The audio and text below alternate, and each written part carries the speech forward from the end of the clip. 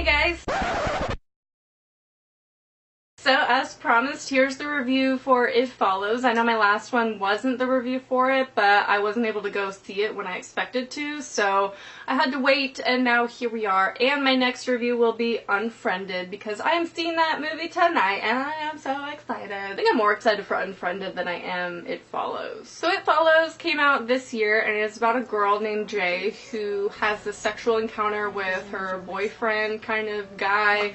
And then all of a sudden, like, he acts weird, he gives her some chloroform and straps her to a chair and tells her all this crazy stuff about something that's gonna follow her, and things do follow her. Basically, I heard that this is supposed to be a metaphor for STDs, but when I was reading a little bit about the movie, the director said that he had these recurring dreams about a predator that would follow him and slowly, like, walk towards him.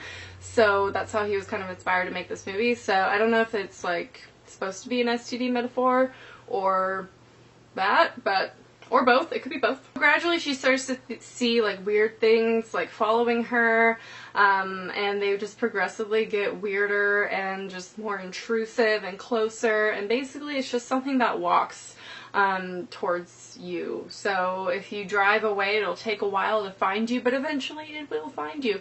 And I think it would be kind of clever to make that a metaphor for STDs, because in order to get rid of it in the movie, you have to sleep with someone else. But that's not really like how STDs work. But still, I think that would be cool. I just heard it somewhere, so maybe it's not true, but I think that would be a cool concept. Okay, I'd have to say my favorite thing about this film was the videography. It was beautiful, and my friend Sarah and I went and saw it, and she wants to study film, so she and I were both just so appreciative of all the camera work and the shots, and oh my god, we would just look at each other and be like, that's so cool. Like, it's just shot so beautifully, and it was actually really a unique film. I thought it was gonna be a little bit more like a I call it Hollywood style film. If you've been with me for a while, you kind of know what I'm talking about when I say that. I'd say Unfriended is gonna be that kind of film, where it's kind of traditional, like nothing really unique about it except maybe the plot,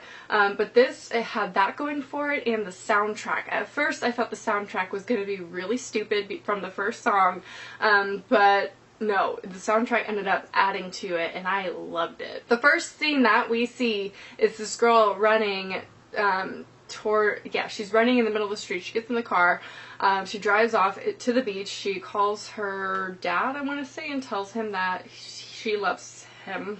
That was hard. She's sitting in the sand with the lights on her, she's just waiting. And then the next thing you see is her leg just bent at the knee towards her face. That was pretty intense right off the get-go, so I was really excited for that, but then it didn't really follow through with the gore factor. That was pretty much the only disturbing part as far as like bodies. I don't know. It did have more disturbing parts. I'd say the most disturbing parts were the things that would follow her, because they would take the shape of ordinary people or her friends and family or something, but they would be really weird and half the time naked. I think the scariest one had to be when they were in the house, and then all of a sudden this giant man, it's in the trailer I believe, is coming like walking down the hallway behind her friend. Whoa! That part was really scary. And it's been a while since I've actually felt fear in the theater for a movie, and this actually did that for me, so that was really impressive. It didn't really use a lot of jump scares either, which was nice, but there were some cheesy moments. I'd say towards the end it started to get a little bit cheesier. For instance, since she's the only one that can see it, she has to continuously point out to her friends where the thing is, and then they get like a sheet and throw it over it, so then it looks like a ghost just like walking around. I thought that was a little lame. Like, I don't think the sheet thing should have worked. I think that was kind of a cop-out.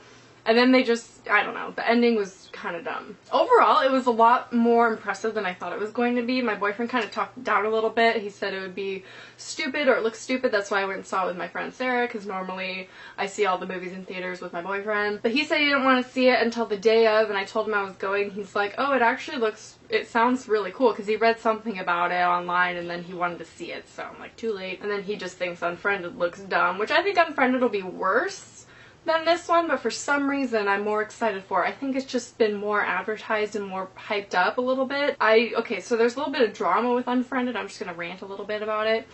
Some people think that it's kind of exploiting suicide, or not poking fun, but kind of using it in a sense that's not sympathetic to those who have committed suicide.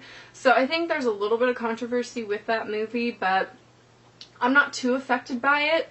I am kind of offended by certain mental health things, but I think suicide's been represented so much in movies. It doesn't make it right, always, but in this situation, I don't think it's very offensive. It's not offensive to me anyway, but I don't know. Let me know what you think down below. I just don't want to start a big old debate. So if you have the chance to see It Follows in theaters, I definitely recommend doing that. I think it's really worth going to see. I saw it for $6 because it was Tuesday. But whatever you can do to go see it, it's good, or you can wait for it. But I definitely recommend this movie. Just so the ending's a little bit disappointing, but the scares are actually really, really cool. And it's just overall a really unique movie. So let me know what other movies you'd like me to review after Unfriended. I have a bunch still on my list that I've yet to review. And I'm getting kind of behind because I keep watching movies and then making a list and then I'm not reviewing them, so gotta go rewatch some old ones, you know what I'm saying? But feel free to add to that list and leave some more requests down below. I hope you enjoyed, and I'll talk to you soon. Bye.